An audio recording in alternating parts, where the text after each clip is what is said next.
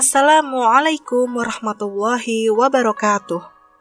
Pernahkah kamu memberikan sebagian uang jajanmu untuk orang yang membutuhkan? Atau pernahkah kamu menyumbangkan uang ke kotak amal di masjid? Nah, tahukah kamu, dalam Islam semua itu disebut dengan infak. Infak yaitu mengeluarkan sebagian dari harta atau rezeki yang kita miliki untuk orang lain yang membutuhkan semata-mata karena Allah Subhanahu wa Ta'ala.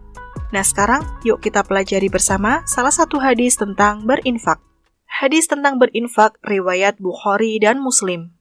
An Abi Hurairah radhiyallahu anhu, anan Nabiyya sallallahu alaihi wasallam qala, ma min yawmin yusbihul ibadu fih illa malakani yanzilani wa yaqulu ahaduhuma Allahumma a'ti munfiqan khalafan wa yaqulul akhar Allahumma a'ti mumsikan talafan.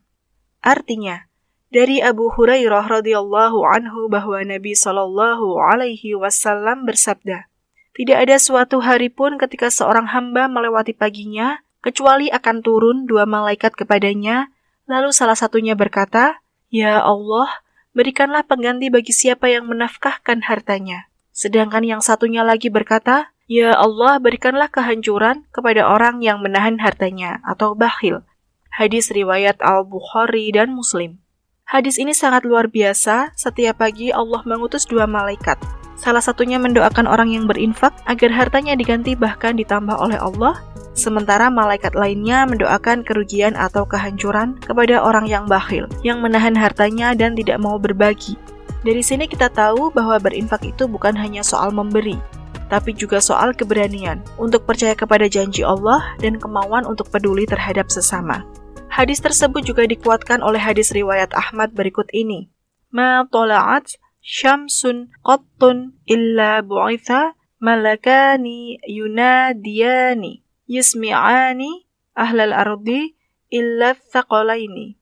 Ya ayyuhan nas, halummu ila rabbikum fa inna ma qalla wa kafa khairum mimma kathura wa alha. Wa la abat syamsun qattun illa bu'aitha bijanbataiha malakani yunadiyani yusmi'ani ahlal ardi illa thaqalain.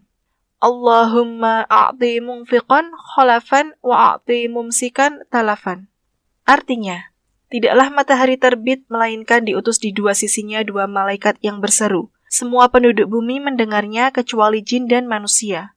Mereka berkata, Wahai manusia, menghadaplah kalian kepada Rabb kalian, karena yang sedikit dan cukup itu tentu lebih baik daripada yang banyak tetapi digunakan untuk foya-foya. Dan tidaklah matahari terbenam melainkan diutus di antara dua sisinya dua malaikat yang berseru. Semua penduduk bumi mendengarnya kecuali jin dan manusia. Mereka berdua berkata, Ya Allah, berikanlah ganti bagi orang yang berinfak dan hancurkanlah harta orang yang kikir. Hadis riwayat Ahmad.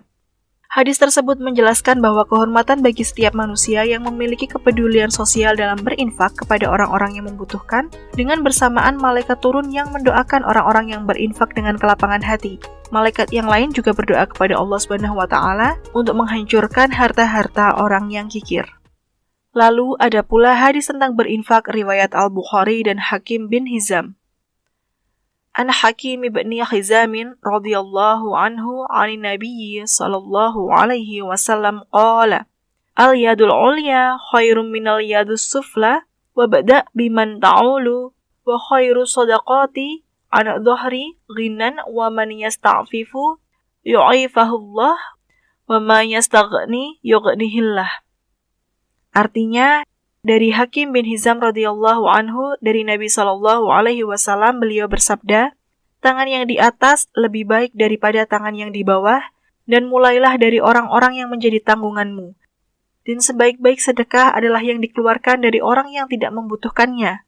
Barang siapa menjaga kehormatan dirinya, maka Allah akan menjaganya. Dan barang siapa yang merasa cukup, maka Allah akan memberikan kecukupan kepadanya. Hadis riwayat Al-Bukhari. Hadis ini mengajarkan bahwa infak atau memberi jauh lebih utama daripada meminta. Rasulullah menyampaikan bahwa tangan di atas lebih baik daripada tangan di bawah. Artinya orang yang berinfak, bersedekah, dan memberi lebih mulia di sisi Allah daripada orang yang hanya menerima. Islam mendorong umatnya untuk menjadi pribadi dermawan, mandiri, dan gemar membantu orang lain. Namun infak tidak harus selalu besar atau untuk orang yang jauh. Justru harus dimulai dari orang-orang yang terdekat yang menjadi tanggungan kita, seperti keluarga, kerabat, atau orang yang kita nafkahi. Hal ini menunjukkan bahwa kepedulian sosial dalam bentuk infak sebaiknya berawal dari lingkungan sekitar baru meluas ke masyarakat umum.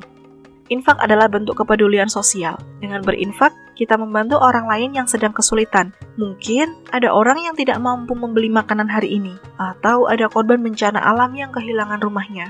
Dengan infak, kita menguatkan rasa kasih sayang dan saling menolong dalam masyarakat. Bahkan, infak juga bisa menyatukan hati kita dengan orang lain, mempererat persaudaraan, dan menumbuhkan empati. Inilah yang diajarkan oleh Islam, bahwa agama bukan hanya soal ibadah pribadi, tapi juga soal kebaikan kepada sesama. Bayangkan jika semua orang terbiasa berinfak dan peduli, maka tidak akan ada orang lain yang kelaparan, anak putus sekolah, ataupun orang tua yang hidup sendirian. Dunia akan menjadi tempat yang lebih baik dan penuh kasih sayang. Mari kita jadikan berinfak sebagai kebiasaan mulia, bukan hanya karena kewajiban, tapi karena kita ingin berkontribusi membangun masyarakat yang saling tolong-menolong dan saling menguatkan.